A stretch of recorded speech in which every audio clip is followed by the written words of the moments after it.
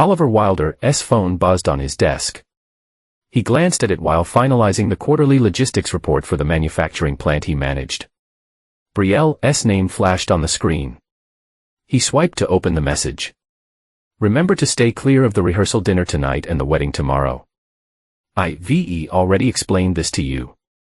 Oliver stared at the text, reading it 3 times to make sure he understood. His grip tightened around the phone. He pushed back from his desk, grabbed his jacket, and headed for the door. Taking an early lunch, Marcy, he told his assistant. I'll be back in an hour. The drive home took 15 minutes. Every red light seemed to stretch into eternity. By the time he pulled into the driveway of their suburban home, his knuckles were white on the steering wheel. Brielle was in the kitchen when he walked in, arranging flowers in a vase. Her blonde hair was pulled back in a perfect ponytail, not a strand out of place. She wore a cream blouse and tailored slacks, looking like she stepped out of a catalog. "What's this about staying clear of Laney's wedding?" Oliver asked, holding up his phone. Brielle did not look up from the flowers. "Exactly what it says. We discussed this." "No, we have not. Your sister is getting married tomorrow. And suddenly I am not welcome." She sighed, finally meeting his gaze with cool blue eyes. "It's not suddenly. Laney wants the wedding to be for real family.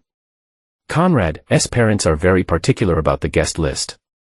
Real family." Oliver's voice rose. "I've been your husband for 8 years, and you've barely spoken to Laney in the last 3.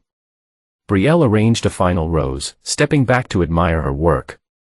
"You declined the last 2 Christmas dinners with my parents, because your father spent the previous one talking down to me about my little job in logistics." Oliver moved closer. "Is my name on the guest list, Brielle?" She hesitated just long enough. "It is not, is it?" He felt a cold weight settle in his stomach.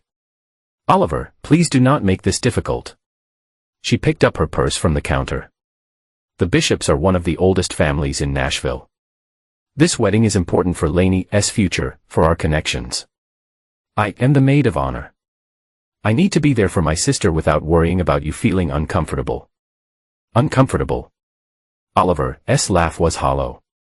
"You worried about me making a scene? Is that it? Would it be the first time?" She raised a perfectly shaped eyebrow. "Remember Dad's retirement party? Your father announced to everyone that you married beneath you. What was I supposed to do, smile and nod?" "You could have handled it privately, like an adult," Brielle said, checking her watch. "I need to go. I have an appointment at 1, then I am meeting Laney at the venue." Oliver blocked her path. "So that's it? I am just not invited to my sister-in-law's wedding. And you fine with that? It's one weekend, Oliver. Surely your pride can handle it." She tried to step around him. He did not move. "What about your pride, Brielle? How can you stand there while your family treats your husband like he's nobody?" "They not." She stopped, composing herself. "Look, I've tried to make this work. I've tried to bridge the gap between you and my family. But you refuse to play along. You challenge every little thing. You never just fit in. Because I would not pretend to be something I am not to impress people who look down on me. Well, that attitude is exactly why you not invited." She met his gaze directly. "Now please move. I am going to be late." Oliver stepped aside, his jaw tight. "You know what? Fine. Go enjoy the fancy wedding with your real family. Just remember something, Brielle, I have a long memory. And I do not forgive easily." "Is that a threat?" She paused at the door. "It's a fact. Ask anyone who knows me." He turned away. "Have a great time at the wedding." The door closed behind her with a soft click that somehow felt more final than a slam. Oliver knew he should not go. It would only lead to more humiliation. But something inside him, pride, stubbornness, or maybe just a need to see for himself, drove him to the Bishop estate the following evening as guests arrived for the wedding. He parked his Jeep among the luxury cars and straightened his tie. He'd chosen his best suit, a dark charcoal that Brielle had once said brought out the intensity in his eyes. His dark hair was neatly combed, beard trimmed.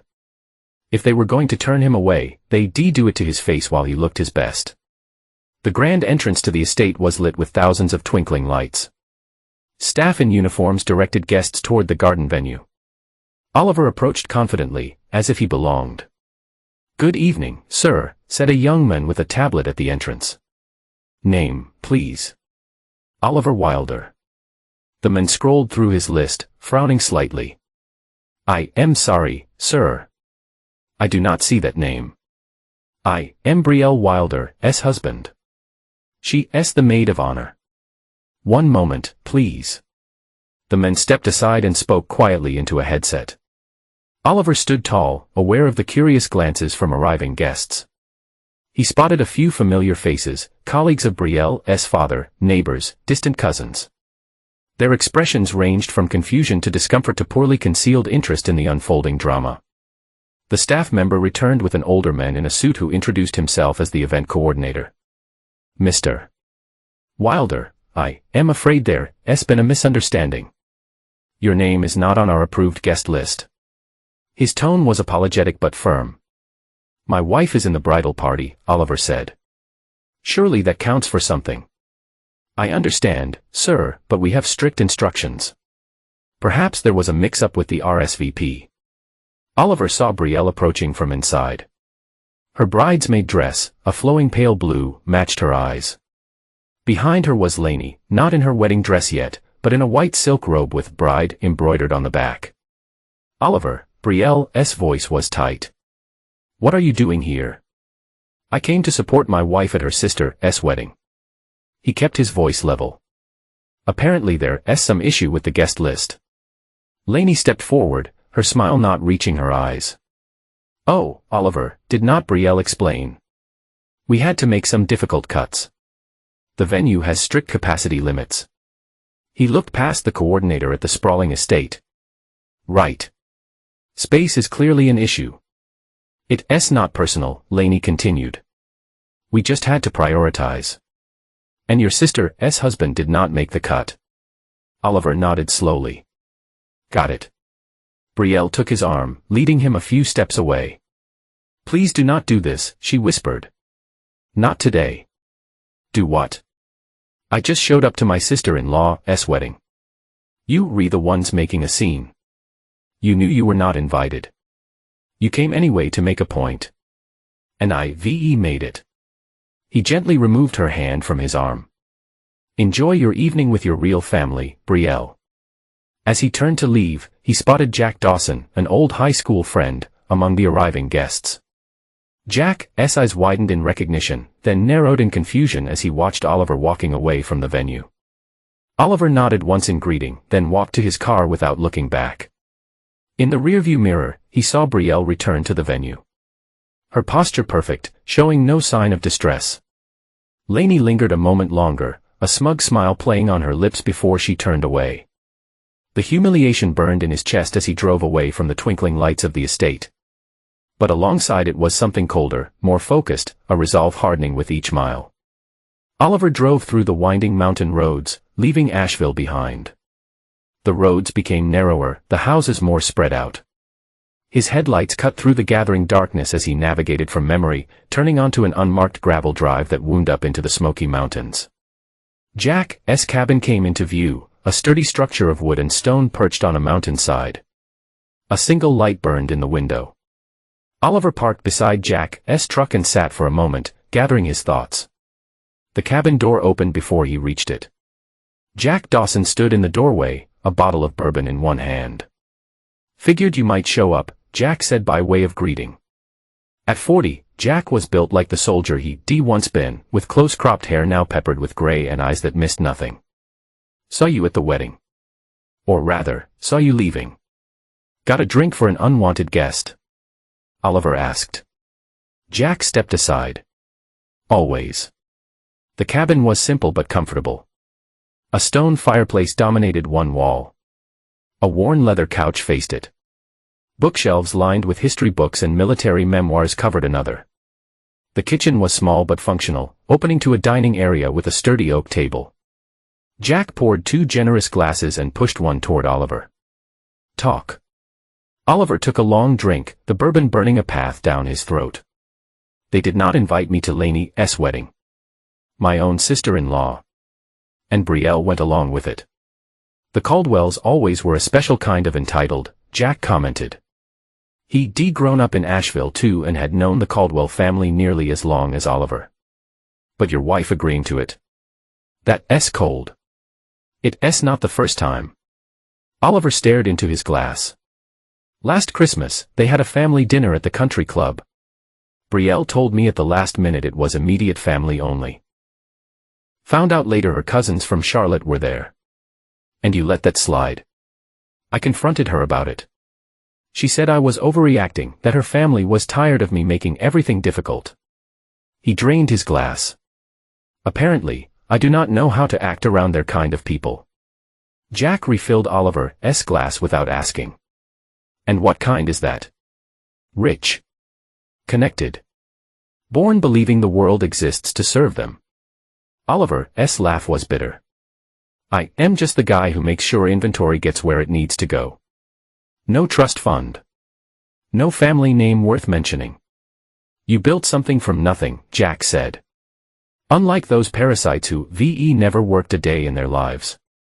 According to Brielle, I could build more, if I play their games. Accept the condescension. Laugh at the jokes about people who work for a living. Jack was quiet for a moment. You know, when we were seniors and you stood up to those kids bullying Derek Foster, you did not stop to think about their parents' bank accounts. You just did what was right. He leaned forward. The guy I knew back then would not take this kind of disrespect. Not even from his wife. I tried to make it work. For 8 years, I tried to be the bigger person.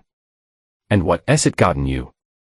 Locked out of your sister-in-law's wedding while your wife pretends you do not exist. Oliver stood abruptly, pacing the length of the small cabin. You know what eats at me the most? Brielle did not even fight for me. Not once. She just accepted that I was not good enough to be there. So what are you going to do about it? Jack asked quietly. Oliver stopped pacing, a slow, cold clarity spreading through him. I do not know yet. But this ends now. The disrespect. The exclusion. All of it. Jack nodded, a grim satisfaction in his eyes. Then it's time they learned not to mess with the wrong men. They talked late into the night. Memories of high school gave way to catching up on the past few years.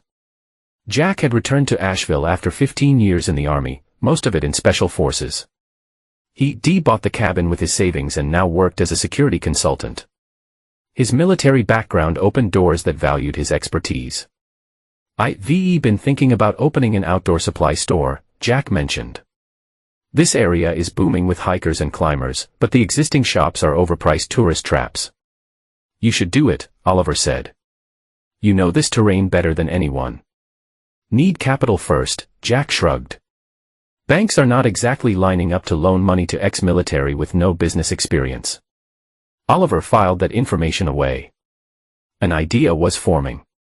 As the night wore on, their conversation circled back to the Caldwells, to Brielle, and to what had happened at the wedding.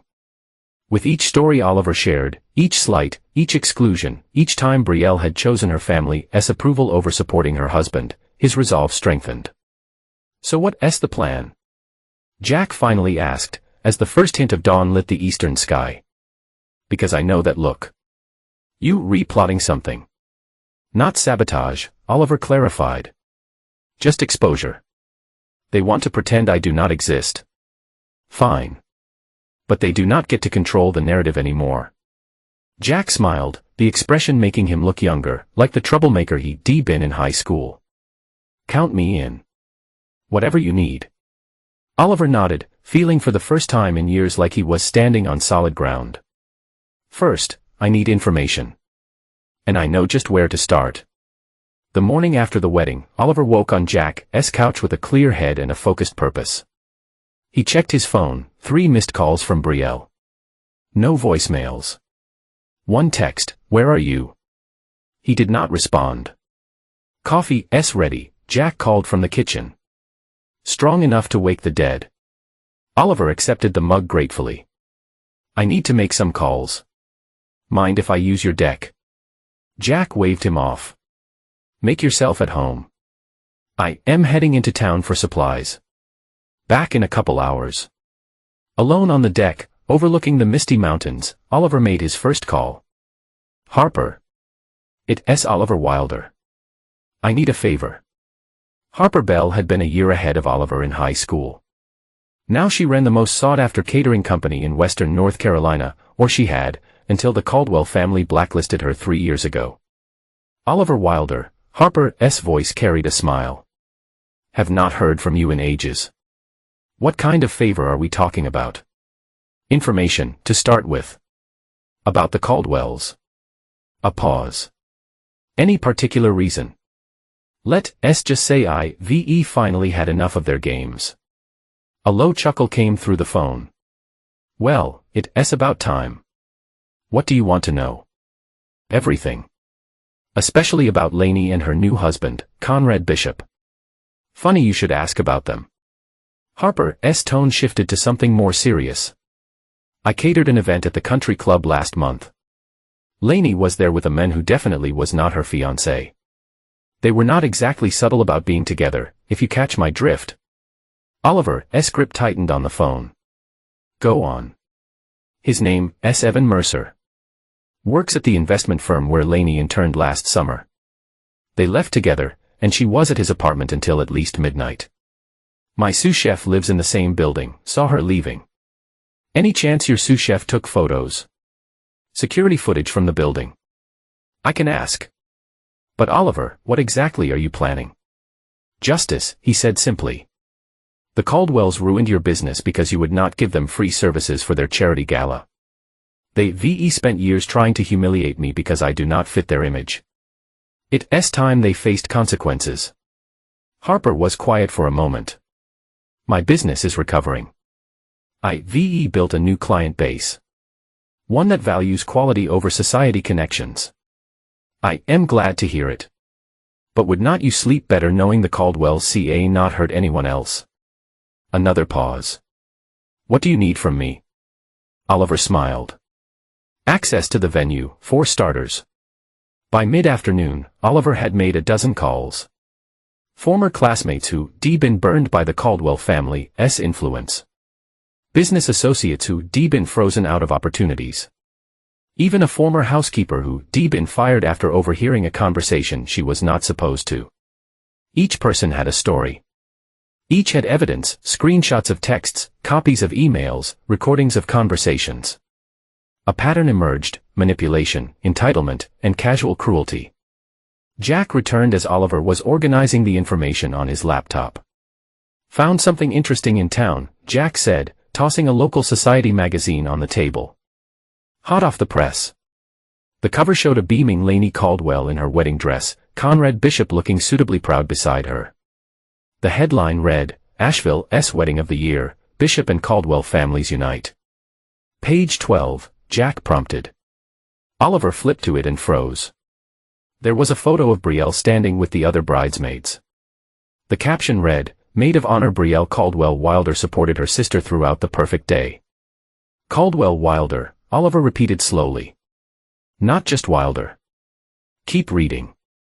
The article praised the intimate family gathering and quoted Brielle, this union means everything to our family. Conrad is exactly who we always hoped Lainey would find. We, Oliver noted. Not a single mention of me. It's like you do not exist, Jack agreed. But here's the kicker, look at the photo from the reception. Oliver turned the page. There was Conrad with his groomsmen, champagne glasses raised. One man, the best man, according to the caption, was holding up a phone, showing something to the group. Their expressions ranged from shock to amusement. That's Mark Taylor, Jack explained. Conrad's best man. Old friend of mine from basic training. I ran into him at the coffee shop. Turns out he showed some interesting photos at the rehearsal dinner. Photos of what? Of Lainey. With another man. Quite cozy, he said. Oliver leaned back, processing this. So Conrad knows his bride might be cheating. Mark said. Conrad laughed it off publicly. But later that night, he was asking questions. Lots of them. A plan was starting to take shape in Oliver's mind. Jack, how would you feel about attending a wedding reception? Thought you'd never ask. They spent the rest of the day, and well into the night, refining their plan. It was not about causing a scene or direct confrontation.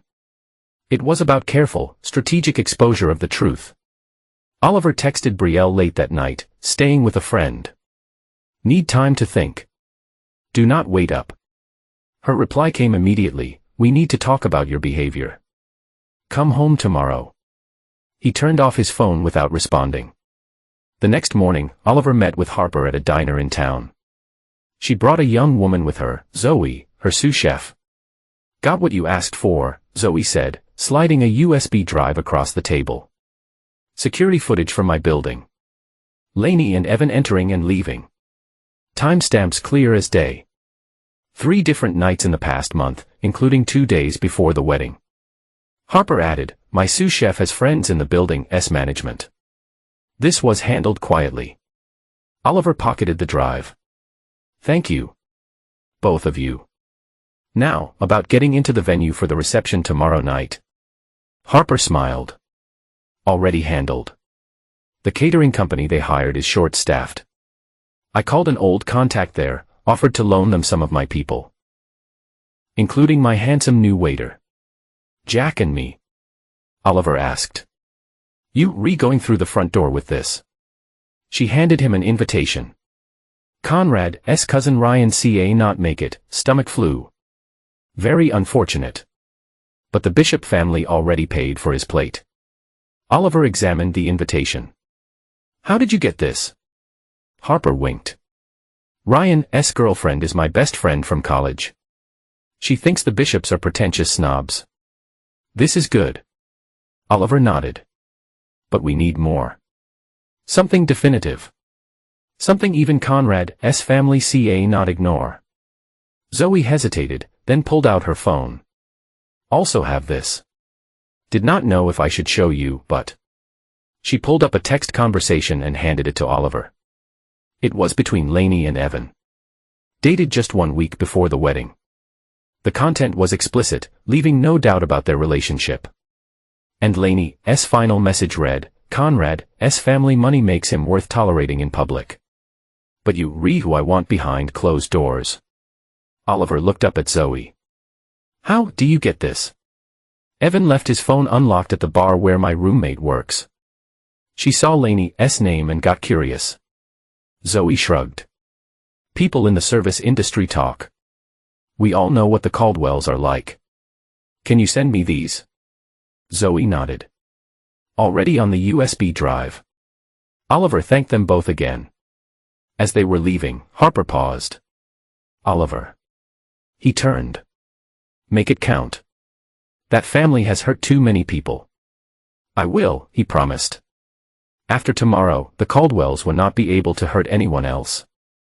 The reception venue was the Bishop family's private estate overlooking the Blue Ridge Mountains. Security was tight, but Oliver's borrowed invitation got him through the gate without issue. He wore a bespoke suit in deep navy, a color he knew Brielle particularly disliked on him. His confidence made the staff assume he belonged.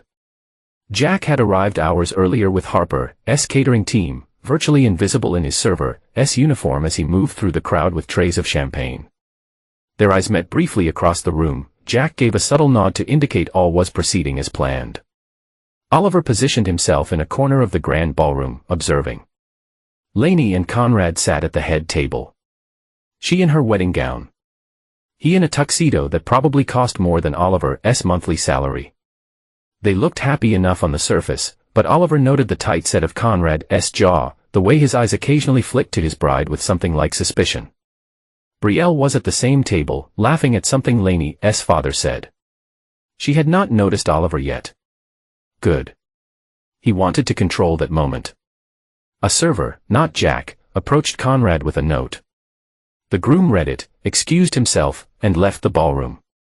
Oliver checked his watch. Right on schedule. 5 minutes later, Brielle's phone buzzed. She read the message, frowned, and made her way toward the exit, moving with the practiced grace that came from a lifetime of cotillion lessons and country club functions. Oliver waited 30 seconds, then followed. He found them in a private study off the main hall. Conrad was showing Brielle something on his phone, his voice low but intense.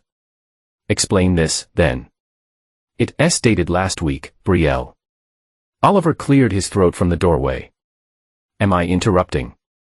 They both turned sharply. Brielle's face drained of color. "Oliver. What are you doing here?" "I was invited." He held up the invitation card. "Sort of." Conrad stared at him. "You Oliver. Brielle's husband. The one who was not good enough to attend the wedding." "Yes, that's me." Oliver stepped into the room, closing the door behind him.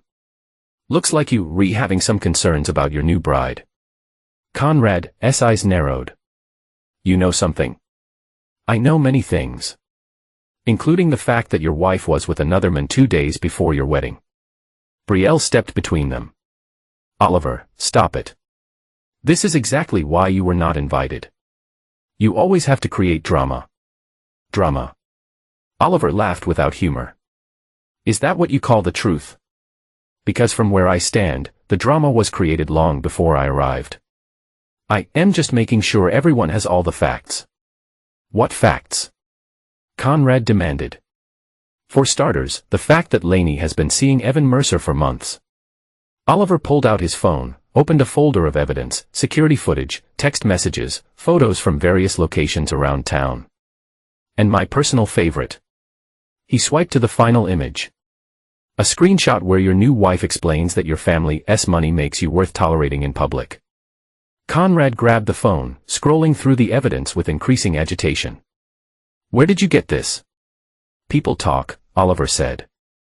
"Especially people who been hurt by the Caldwell family." Oliver turned to Brielle. "Did you know about Lainey's affair?" "Of course not," Brielle snapped. "And I do not believe it.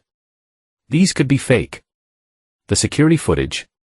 The timestamps. The text messages from her own phone." Oliver shook his head. "You can lie to yourself, Brielle. But the evidence is clear." Conrad handed the phone back to Oliver, his expression deadly calm. "Does anyone else know about this?" "Not yet," Oliver replied. "But I do have a USB drive with all of this information.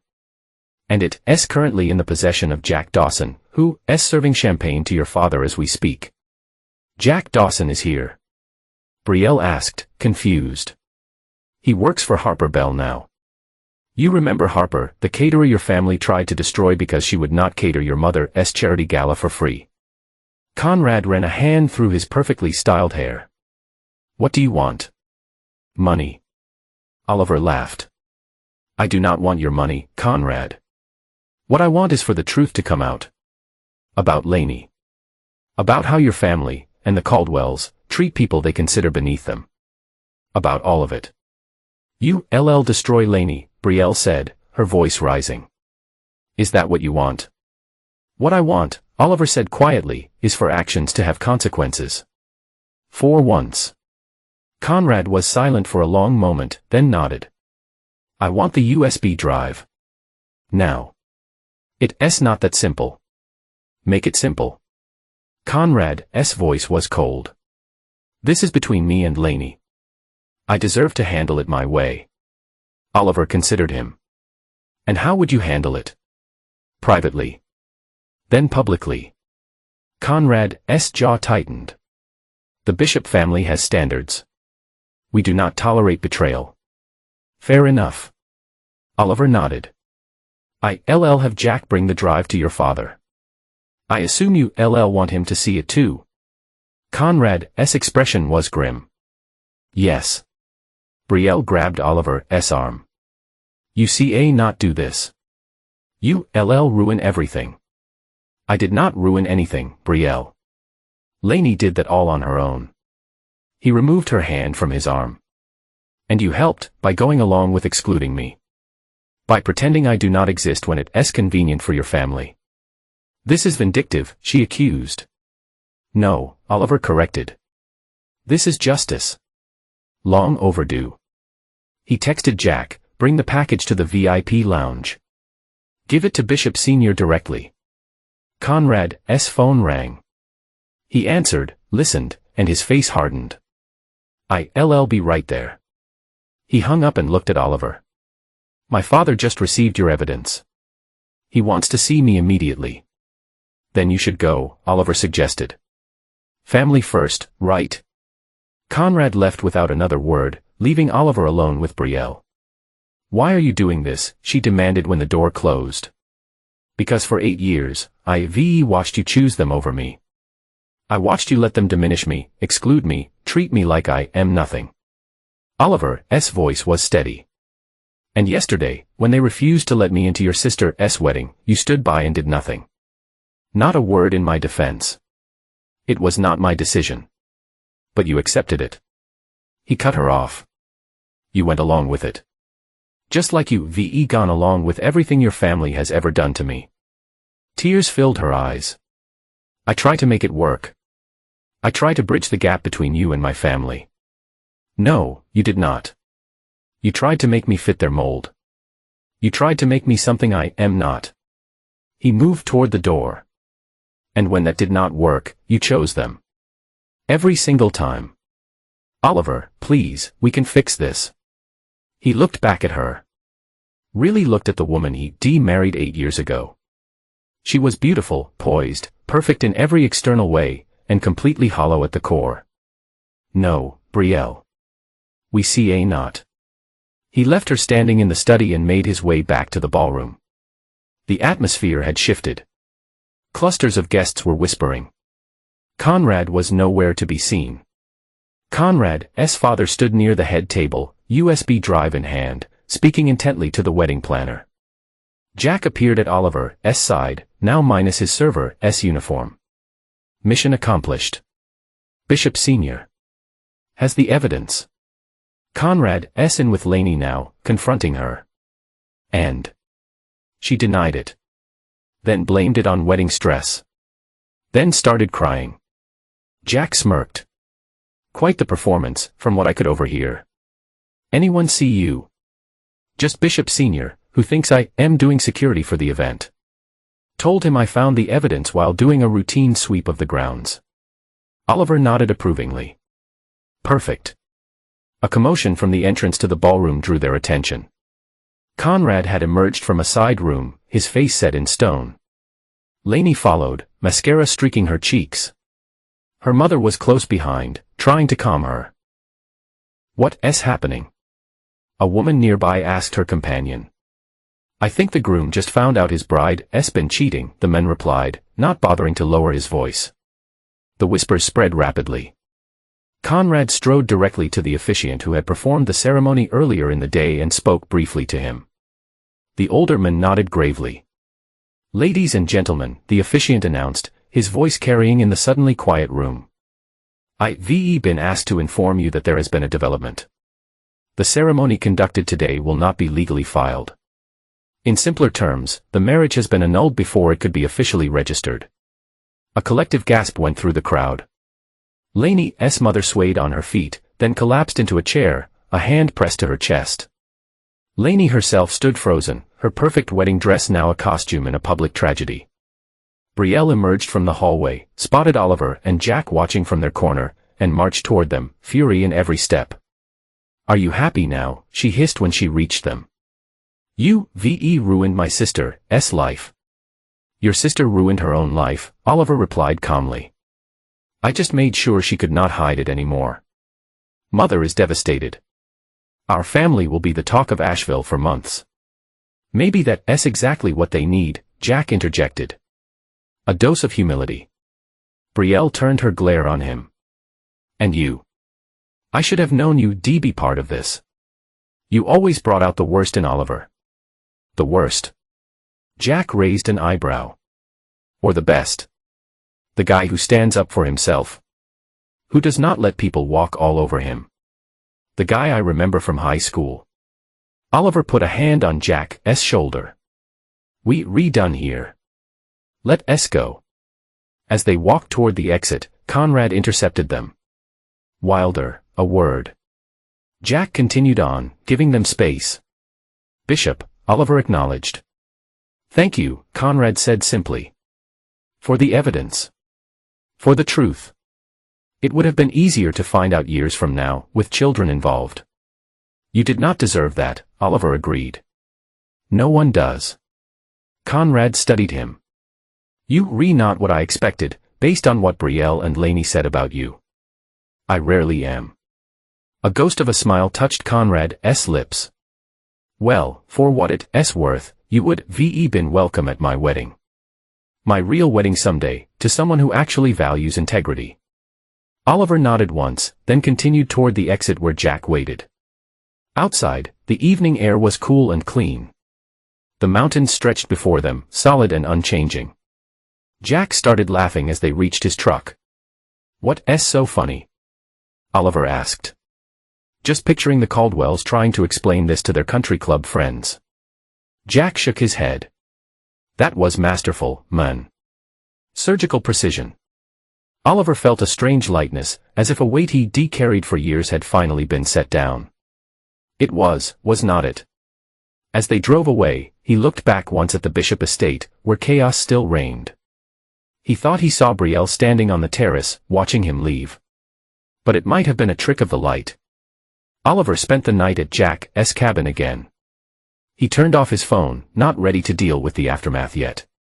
They sat on the deck with beers, recounting the evening's events and enjoying the quiet satisfaction of a plan perfectly executed. When Laney's mother fainted, Jack snickered. Poetry. Pure poetry. She always was dramatic, Oliver agreed. Remember how she acted when Laney did not make cheer captain in high school? Called the principal. Demanded an investigation. Some people never face consequences, Jack mused. Until they do. Morning came with a clarity that matched the mountain air.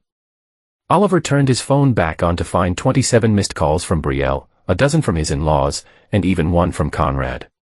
There were twice as many text messages, ranging from Brielle's initial fury to bargaining to thinly veiled threats. Her latest message read, "We need to talk. I am at home. Come back so we can fix this." Going to face the music? Jack asked, seeing Oliver reading the messages. Time to end this properly, Oliver agreed. I'll be back later. Keep a beer cold for me. The drive back to Asheville gave him time to organize his thoughts. By the time he pulled into the driveway of the home he shared with Brielle, he was calm and resolved. She was waiting in the living room, still wearing the clothes from the previous night. Her perfect appearance now rumpled and strained. Her eyes were red, from crying or lack of sleep or both. "You back," she said unnecessarily. "Just to talk," he clarified. "And to get some things." "Oliver, what happened last night was long overdue," he finished for her. "The truth about Laney. The truth about your family. All of it." She stood, moving toward him. "I understand you were hurt. Being excluded from the wedding was wrong. I should have fought harder for you. But what you did, the public humiliation, destroying my sister's marriage, I did not destroy anything, Brielle. Laney did that all by herself when she decided to cheat on Conrad. You did not have to expose it that way," her voice rose. "You could have told Conrad privately. You did not have to make a spectacle of it. Embarrass the entire family in front of everyone who matters in Asheville." Oliver laughed without humor. "Everyone who matters? You mean the social circle your family has used as a weapon for years? The people whose opinion you value more than your own husband's dignity? That's not fair, no. What's not fair is being treated like I do not exist, because I do not come from money. What's not fair is watching my wife stand by while her family humiliates me, again and again." Brielle's posture changed, becoming defensive. "My family accepted you." "No, they tolerated me. Barely. And only when I played by their rules." Oliver moved past her to the stairs. "I am getting some clothes. I'll come back for the rest later." "You leaving me?" She followed him. "Because of one wedding invitation?" He stopped on the stairs, turned to face her. "No, Brielle. I am leaving you because when given the choice between me and your family's approval, you choose them. Every time. For 8 years. That's not true. I stood up for you when he challenged. Name one time you chose my side over theirs. One time you put our marriage above their opinion. She opened her mouth. Closed it. Tried again. I told Dad to stop making comments about your job. After I confronted him myself at that dinner party. And what happened? He ignored me for 6 months. And you blamed me for making things difficult. Oliver, please. Her voice softened, became the one she used when she wanted something. We can work through this. Couples therapy. Maybe a fresh start. It's too late for that. Her expression hardened. If you leave, you'll regret it. My family has influence in this town. Your career, are you threatening me? I am stating facts. Her chin lifted. The Caldwell name means something here. It certainly does, he agreed. Especially now. He continued up the stairs, packed a bag quickly, and returned to find Brielle on the phone, her voice low and urgent. She hung up the moment she saw him. That was Dad, she said. He wants to meet with you. To discuss options. Options for what? For handling this situation discreetly. For damage control. Oliver set his bag down by the door. There's nothing to discuss. I filed for divorce. The color drained from her face. You what? This morning. Electronic filing. My lawyer will contact yours tomorrow. You see, not, without even talking to me first. The time for talking was yesterday, when your family barred me from the wedding. Or last Christmas when you excluded me from the family dinner. Or any of the dozen other times you allowed them to treat me as less than. He picked up his bag again. I have copies of everything, Brielle. Every manipulative text. Every financial record showing how you've been siphoning money from our joint account to your private one. Every recording of you and your family talking about me when you thought I could not hear. You've been spying on me. Her voice rose in outrage. I've been protecting myself, he corrected. I knew this day would come eventually. I just did not know what would finally push me to act. I'll fight this, she threatened. I'll take everything. You could try.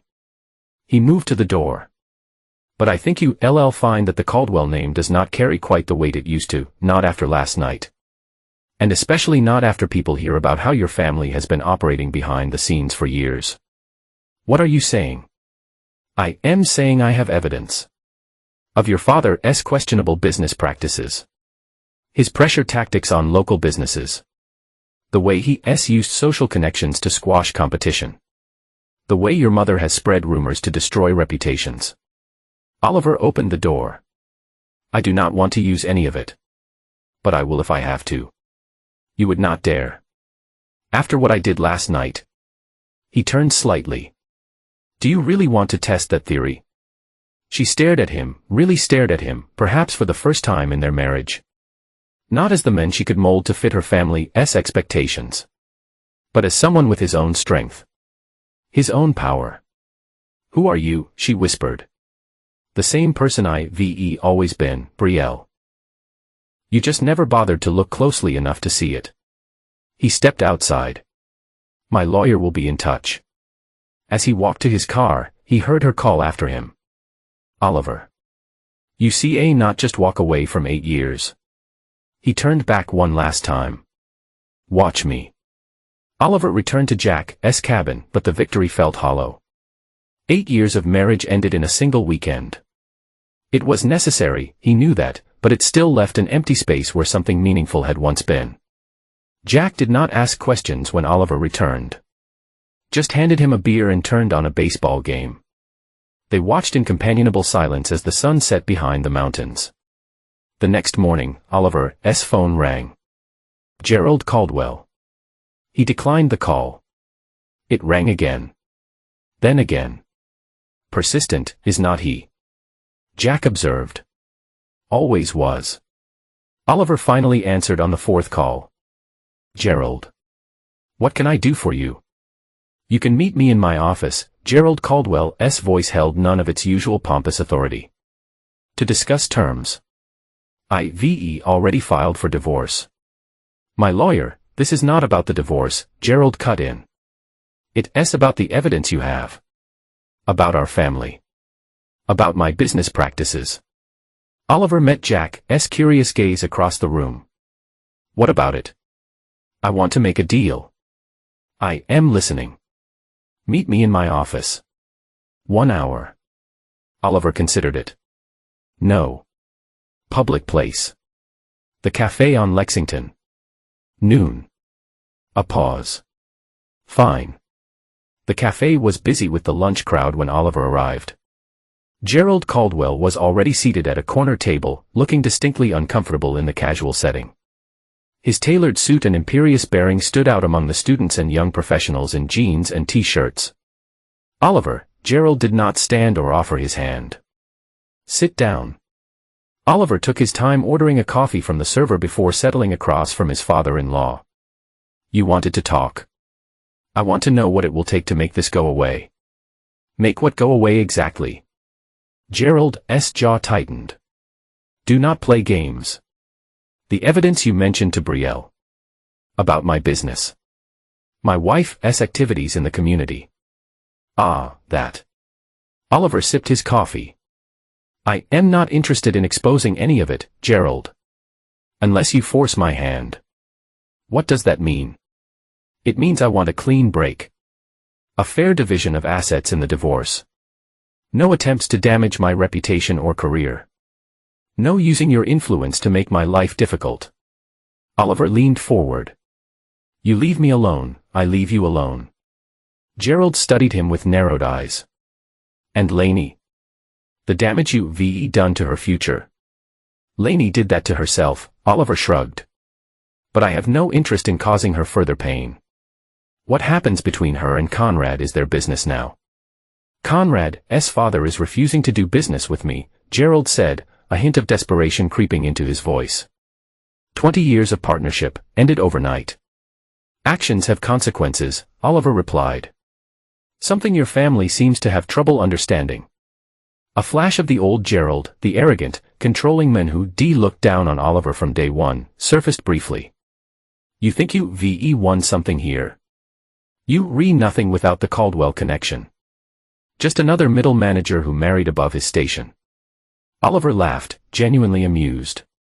That's where you wrong, Gerald. I never needed your name or your connections. I built my career on hard work and competence. And I'll continue to do exactly that. I'll make a few calls, Gerald threatened. Make all the calls you want. Oliver stood. But remember, for every person you talk to, I can talk to someone else. I can show evidence of exactly how the great Gerald Caldwell conducts business. How he pressures local companies. Threatens competition. Uses social blackmail to get his way. Gerald's face flushed. You would not dare. Try me. Oliver placed a few dollars on the table for his coffee. I'll have my lawyer send over the divorce terms. Standard. Fair division of assets. Nothing more, nothing less. You make sure Brielle signs without a fight, and we all go our separate ways. And if I do not? Then I start making my own calls. Oliver's voice was calm. Beginning with the State Business Ethics Committee. I hear they very interested in the kind of tactics you've been using against smaller competitors. Gerald's bluster deflated visibly. For the first time, Oliver saw fear in the older man's eyes. You've changed, Gerald said finally. No. Oliver smiled. I just stopped letting you and your family define who I am. He turned to leave, then paused. One more thing. Jack Dawson is opening an outdoor supply store. Your country club friends enjoy hiking and climbing, do not they? Gerald frowned.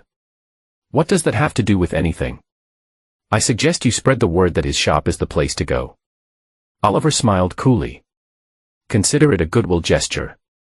He left Gerald sitting stunned in the cafe, feeling lighter with each step. The confrontation he avoided for years had finally happened, and he emerged not just intact but stronger. His phone rang as he reached his car. Brielle. I heard you met with Dad, she said without preamble. News travels fast. What did you say to him? He called me, sounding shaken. The truth, Oliver replied. That actions have consequences. That I want a clean break. That I am not afraid of him or his influence. Brielle was quiet for a moment. He told me to sign whatever your lawyer sends over. That would be the sensible thing to do. Is that all you have to say to me? Oliver sighed. What do you want me to say, Brielle? I am sorry it came to this. I am. That I wish things had been different. I do. But that does not change where we are now. I loved you, she said quietly. In my way. Your way was not enough. He started his car. Goodbye, Brielle. He ended the call before she could respond, pulled out of the parking lot, and headed back to the mountains, to Jack's cabin, to the beginning of whatever came next. 3 months passed. October painted the Blue Ridge Mountains in fiery reds and golds. Oliver had rented a small apartment in downtown Asheville, close enough to work that he could walk most days. The divorce had been finalized with surprising speed. Gerald Caldwell was apparently eager to put the whole mess behind him. Oliver was having coffee at a sidewalk cafe when he spotted Tess Wilder, his younger sister, approaching with a determined stride. At 35, Tess was a community college counselor, practical and direct in a way that had always put her at odds with Brielle. There you are, Tess said, dropping into the chair across from him. I've been looking all over for you. You could have called, Oliver pointed out. And given you the chance to avoid me? Not likely. She signaled the server for coffee. So it's been 3 months since you blew up your marriage and became the talk of Asheville. Were you planning to tell me yourself, or was I supposed to piece it together from gossip? Oliver had the grace to look sheepish. I was going to call. When? Next year. Tess accepted her coffee with a nod of thanks. I had to hear from Diane Franklin about how you exposed Lainey Caldwell as a cheater at her own wedding reception. And from Mark at the gym about how you apparently now best friends with Jack Dawson again. And from 3 different people that you and Brielle are divorced. It's been a busy few months, Oliver admitted. No kidding. Tess studied him. You look good, though. Better than you have in years. I feel better. So tell me everything. And do not leave anything out. Oliver told her the whole story, from being excluded from the wedding to the confrontation with Gerald Caldwell. Tess listened without interrupting, her expression shifting from shock to outrage to grudging admiration. I see not say I am sorry about any of it, she said when he finished. Brielle was never right for you. The Caldwells treated you like dirt from day one. But I still wish you called me. I would have helped. I know you would have. Oliver reached across the table to squeeze her hand. But I needed to handle it myself. Well, in case you wondering about the aftermath. Tess leaned forward conspiratorially. The Caldwell name is not what it used to be. Lainey left town. Rumor has it she's in Charlotte, trying to rebuild her life. Brielle is still here, but she's been dropped from the hospital charity board. And Gerald's biggest clients. They suddenly reviewing their contracts. I did not want to destroy them, Oliver said. You did not. You just made them face reality for once. Tess sipped her coffee. So what are you doing now, besides working and hiding in your apartment? I am not hiding. When was the last time you went out? Did something fun? Saw old friends? Oliver could not remember. The month since the divorce had been focused on work, on rebuilding his life in practical ways. I've been busy. Well, unbusy yourself. Jack Dawson is having a grand opening for his outdoor supply store this weekend. You coming with me? Tess, not negotiable. She stood, gathering her purse. Saturday. 10 a.m. I'll pick you up. And Oliver. He looked up. It's good to have my brother back. The grand opening of Summit Outfitters was crowded beyond expectations. Jack moved through the throng with ease, pointing out features of climbing gear, explaining the difference between hiking boots, looking every inch the successful business owner, despite the tattoos visible beneath his rolled-up sleeves. Quite the turnout, Oliver commented when Jack finally made his way to where he stood with Tess. Yeah. Who would have guessed Asheville needed another outdoor store? Jack grinned. Turns out having the Bishops as your first customers brings in a crowd. The Bishops? Tess asked, surprised. Conrad's father brought his entire executive team in last week. Bought equipment for a corporate retreat. Jack nodded toward a wall of photos showing satisfied customers. Conrad Bishop Sr. featured prominently, grinning beside a display of high-end backpacks. Seems Gerald Caldwell took my suggestion, Oliver noted. That, or the Bishops really do know quality when they see it. Jack's smile turned serious. Listen, I could not have done this without your investment. The bank loan covered the inventory, but the location, the renovations. It was a smart business decision, Oliver cut him off. This town is full of hikers and climbers with disposable income. You'll make the money back in a year. Tess looked between them. You invested in Jack's store. Silent partner, Oliver confirmed. Very silent. I handle some of the logistics and supply chain management.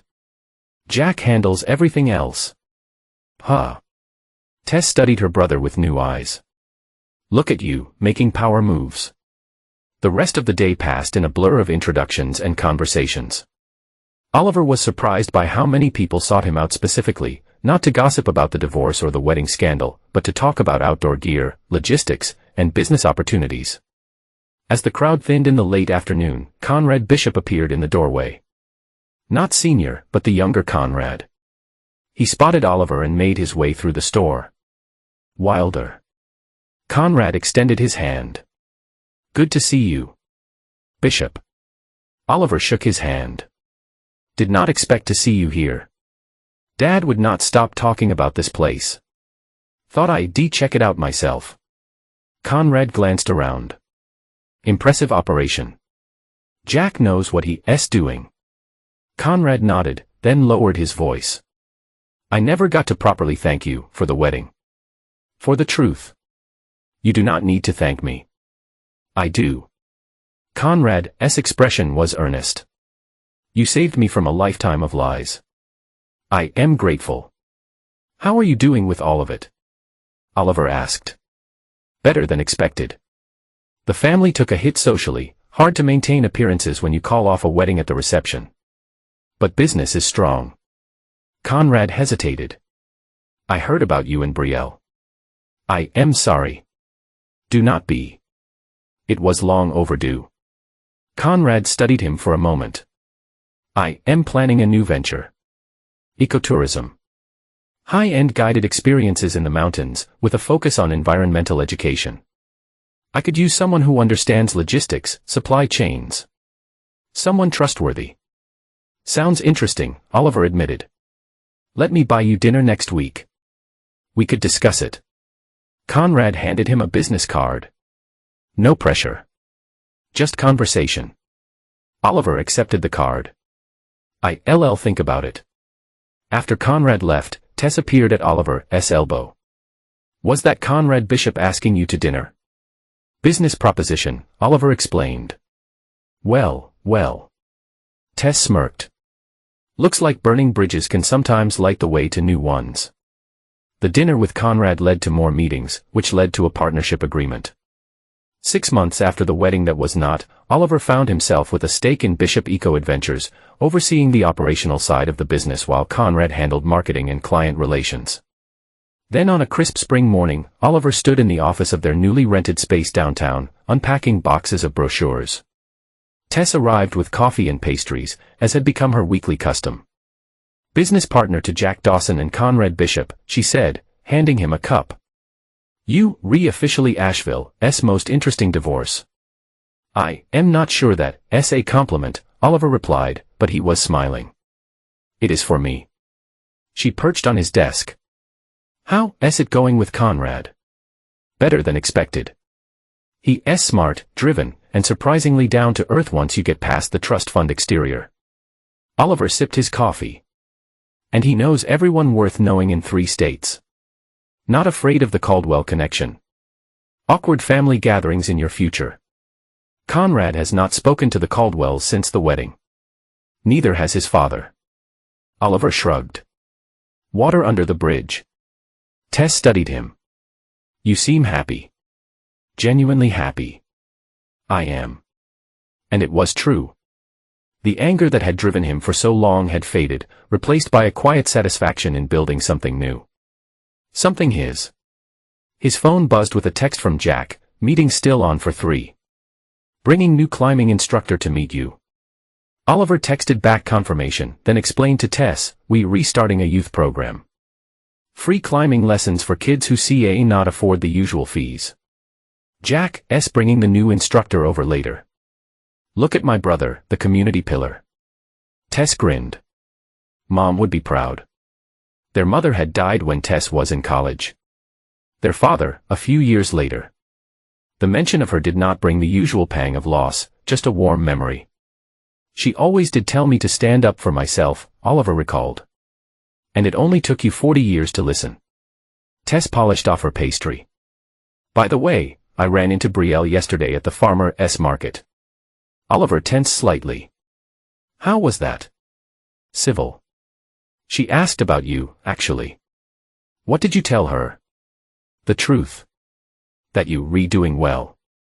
Building new businesses. Moving on. Tess brushed crumbs from her hands. She seemed. I do not know. Sad, maybe. Said she was moving to Charlotte next month. Fresh start. Oliver nodded, unsurprised. It's probably best for everyone. Later that afternoon, as promised, Jack arrived with a young woman in tow, Alex, the new climbing instructor. She was in her late 20s, with calloused hands and an easy confidence. As Jack explained the youth program concept, Oliver found himself impressed by her questions, her suggestions. The kids will learn more than just climbing, Alex was saying. They'll learn trust, teamwork, how to assess risk, how to overcome fear. Exactly what we had in mind, Conrad agreed, having joined them midway through the conversation. As they talked, Oliver felt a sense of purpose he had not experienced in years. This was not about proving anything to anyone. It was not about the Caldwells, or Brielle, or social standing. It was about building something meaningful. Something that would last. After the meeting, Jack lingered, waiting until Conrad and Alex had left. I got a call from Lainey Caldwell yesterday. Oliver raised an eyebrow. What did she want? To apologize, believe it or not. For how her family treated me back in the day. Jack shook his head, bemused. Said she's doing therapy in Charlotte. Working through some stuff. Sounded sincere. People can change, Oliver acknowledged. Speaking of change. Jack handed him an envelope. First quarter profits from the store. Your share. We're doing better than projected. Oliver opened it, eyebrows rising at the figure on the check. Not bad for 3 months. Not bad at all, Jack grinned. What are you going to do with it? Oliver thought for a moment. I have an idea. The idea became reality over the next month. A cabin, smaller than Jack's, but similar in style, on a piece of land not far from his friend's property. 3 acres with a view of the mountains. A stream running along one edge. When it was finished, Oliver invited Tess and Jack to see it first. They stood on the wraparound porch, drinking beer and watching the sunset paint the mountains in shades of gold and purple. It's perfect, Tess declared. Absolutely perfect. Not bad for a logistics guy, Jack agreed. Oliver smiled, feeling contentment settle deep in his bones. I could not have done it without both of you. Jack, your cabin gave me shelter when I needed it most. And Tess, you never gave up on me, even when I pushed everyone away. That's what family does, Tess said simply. The real kind. Not the Caldwell version. To real family, Jack raised his bottle in a toast. To real family, Oliver and Tess echoed. Summer came to the mountains in a rush of green and warmth. Oliver's businesses thrived.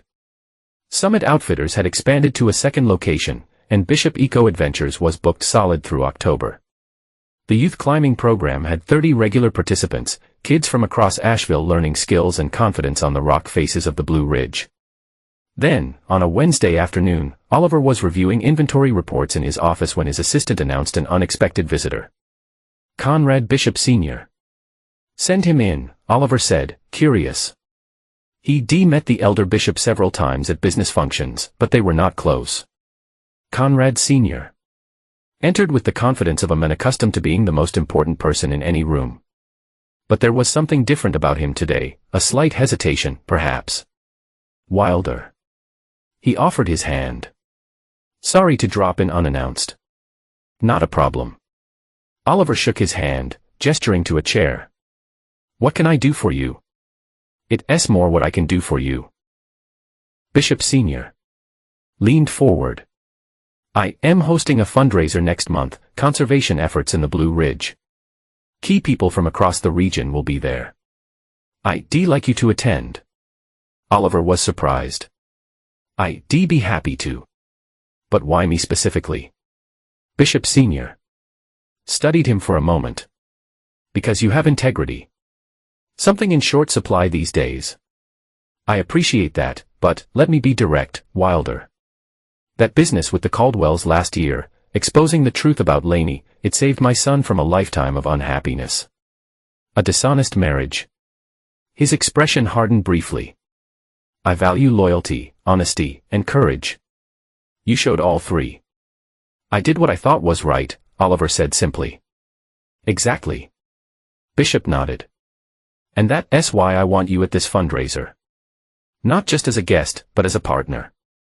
Your ecotourism venture with Conrad is exactly the kind of business we should be highlighting. Responsible stewardship of the mountains combined with economic opportunity." Oliver was caught off guard. "I am flattered." "Do not be. It's business," Bishop stood. "But good business. The kind built on trust and mutual respect." He handed Oliver an embossed invitation. "Next month. Black tie. Bring a guest if you like." After Bishop left, Oliver sat holding the invitation, turning it over in his hands. From being excluded from a wedding to being specially invited to one of Asheville's most prestigious events. The irony was not lost on him. His phone buzzed with a text from Brielle. "I hear you going to the Bishop Conservation fundraiser. I hope that does not mean you'll be uncomfortable if I am there too. Mother is on the committee." Oliver stared at the message, the first direct contact from Brielle in months. He started to type several responses, deleted them all, and finally wrote, "It's a big venue. I am sure we can be civil." Her reply came quickly, "I'd like to talk, if you willing. Before the event. Coffee sometime." Oliver set the phone down without answering. He was not ready for that conversation yet. Was not sure he ever would be. Later that evening, as he sat on his cabin porch with a glass of bourbon, his phone rang. The number was unfamiliar. "Oliver Wilder," he answered. "Oliver, it's Conrad. Conrad Bishop." The younger bishop sounded excited. "Did my father talk to you today?" "He did." "About the fundraiser? Did he mention the other thing? The partnership opportunity?" Oliver frowned. "No, just the fundraiser." "Typical dad, making me do the real work," Conrad laughed. "He's retiring next year. Restructuring the family businesses. He wants to bring you in as a partner in the outdoor recreation division. Not just the ecotourism venture, but 3 other businesses under the Bishop umbrella." Oliver nearly dropped his glass. "What? Why me?" "Because you know operations better than anyone. Because you've proven yourself with our current venture. And because," Conrad paused, then added, in his words, "he's not afraid to tell the truth, even when it costs him. Also, I might have suggested it. I do not know what to say." "Say yes. Come to the fundraiser. Talk to Dad formally about it. This is big, Oliver. Really big." After they hung up, Oliver sat in the growing darkness, watching fireflies rise from the tall grass around his cabin. The Bishop family's offer represented everything the Caldwells had always held over him: wealth, influence, social standing. And yet, it felt different. It was not about marrying into success or pretending to be something he was not. It was recognition of his actual value, his skills, his character. His phone buzzed again. Another text from Brielle: "I understand if you do not want to talk. Just know that I am sorry for how things ended. For everything." Oliver started to respond, then stopped, deleted the draft, and blocked her number. Some chapters needed to stay closed. The morning of the Bishop Conservation fundraiser dawned clear and cool. Oliver stood on his cabin porch, coffee in hand, watching the sun rise over the mountains. A year had passed since Lainey's wedding, since the confrontation that had changed everything. The anger that had driven him then was gone, replaced by a quiet confidence, a certainty in his own path. Tess arrived to pick him up in the afternoon, Jack following in his truck. They both insisted on being his guests for the evening. "Look at you," Tess said, surveying Oliver in his tuxedo. "Executive material through and through." "It's just clothes," Oliver said. But he could not help smiling. The fundraiser was held at the Biltmore estate, in the same gardens where Lainey's wedding had taken place. The irony was not lost on any of them as they passed through the entrance that had once barred Oliver. Inside, the event was a sea of Asheville's elite, business leaders, politicians, old money families. Conrad greeted them immediately, introducing Oliver to people he'd never have met in his previous life. The man himself, Conrad Sr., boomed, appearing with 2 glasses of champagne. He handed one to Oliver. "Glad you could make it." "Would not miss it," Oliver replied. "Your son's been talking up this partnership opportunity." Conrad never could keep a secret. The elder bishop glanced around. "Let's discuss it properly later this week. Too many years here." As the evening progressed, Oliver found himself the center of more attention than he expected. People who had once looked through him at Caldwell family functions now sought him out, eager to discuss business opportunities, community initiatives, or simply to be seen talking to the man Conrad Bishop Sr. had publicly praised during his opening remarks. He was talking with the mayor when he spotted Gerald Caldwell across the room. Their eyes met briefly. Gerald gave a stiff nod, which Oliver returned, before both turned back to their respective conversations. Later, as he stood alone for a moment on a terrace overlooking the gardens, Oliver heard a familiar voice. Quite the comeback story. He turned to find Conrad Bishop, the younger, watching him with an amused expression. "What do you mean?" Oliver asked. "A year ago, you were not even allowed to attend a wedding here. Now you're the guest everyone wants to talk to." Conrad joined him at the balustrade. "My father's planning to announce your partnership publicly at the end of the evening." "I have not even seen the terms yet," Oliver protested. "Details." Conrad waved dismissively. "The point is, you've earned this. Not through connections or family names, but through actual merit. That's rare in Asheville." "Thank you for saying that." Oliver meant it. "I should be thanking you." Conrad's expression sobered. "You saved me, you know. From a marriage built on lies. You deserved better." "We both did." Conrad raised his glass. "To better choices." After Conrad left, Oliver remained on the terrace, letting the cool evening air clear his head. His phone buzzed in his pocket, a text from Jack. "Check your email now." Oliver pulled out his phone, opened his email, and found a message from Jack with a photo attached. It was a deed, titled in Oliver's name, for Jack's old cabin. A second message followed: "Tess and I went in together. Happy early birthday. You gave me the chance to start my business. This is how we wanted to say thanks." Oliver looked up to see Jack and Tess standing in the doorway to the terrace, both grinning like kids with a surprise. "You did not," Oliver said, emotion tightening his throat. "We did," Tess confirmed. "Jack's moving into town to be closer to the stores. And you need a guest house for when I visit." "I do not know what to say." "You do not have to say anything," Jack replied. "Just enjoy it. You've earned it." As they returned to the party, Oliver thought about the journey of the past year, from excluded and disrespected to valued and respected. From a marriage that diminished him to friendships and family ties that strengthened him.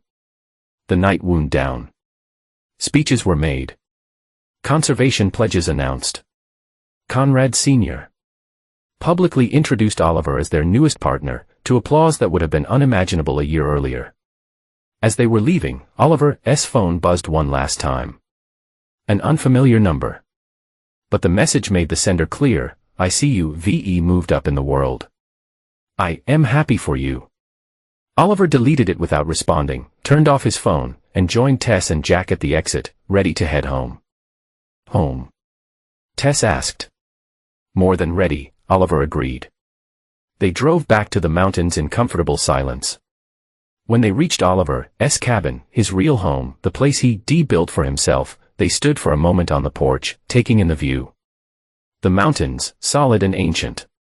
The stars, brilliant in the clear night sky. The lights of Asheville twinkled in the valley below. Some families you reborn into, Oliver said quietly. Others you build from the ground up. Jack clapped him on the shoulder.